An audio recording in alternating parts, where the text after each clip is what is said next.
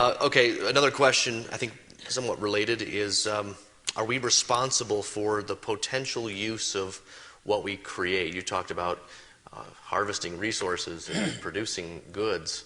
I don't think so. So when we put them in people's hands... Yeah, I could, in very good conscience, work in a firearms manufacturing company. Because I think firearms are usually used for hunting or for protection, self-defense. Those are morally good purposes. The fact that a criminal is going to use them, I don't think is my responsibility. It's the government's responsibility, if that's one example.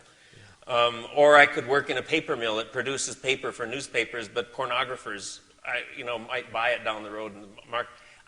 I can't be responsible for secondary uses of products that I produce. I mean, people could take my systematic theology and hit each other over the head with it. It could be dangerous. Boy, there's a word picture for you.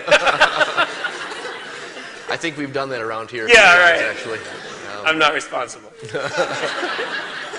And I would say this, that there might be a situation, let's say, predominantly in the South, where many Christians historically have been involved in the tobacco industry, where there might be a true moral struggle when they look statistically at the numbers of people who are dying, the disease, the health costs, all of that, who might have to come to terms with, should I really be part of this or not?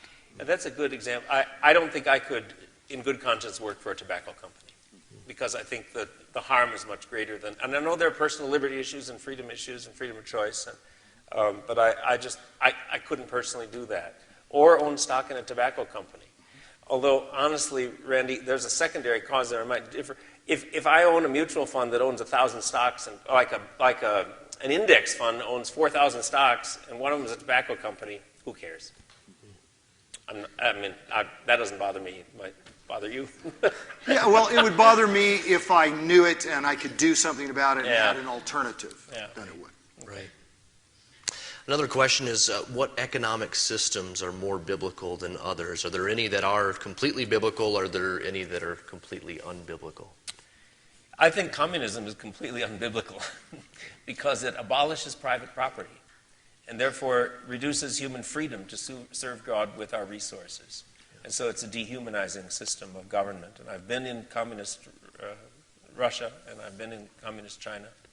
And communism is less intense now in China than it was, but it's evolving. But I think those are both.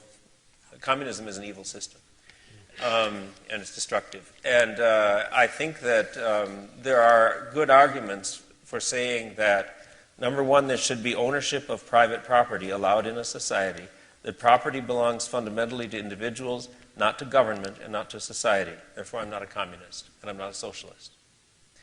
And number two, I think there should be, that the Bible values not slavery or bondage, but human freedom, freedom to make choices and to follow God or disobey Him as people choose. Once you have private ownership of property and you have a value on human freedom, you basically have a free market economy. Now, the government has to restrain criminal activity, so there's some restraint on that free market economy. But basically, I think that is both consistent with biblical principles for how God made human beings to function, and it is remarkably, wonderfully, the most productive kind of economy. That's just what I was going to say. Yeah, that's good. No, that's great. I agree.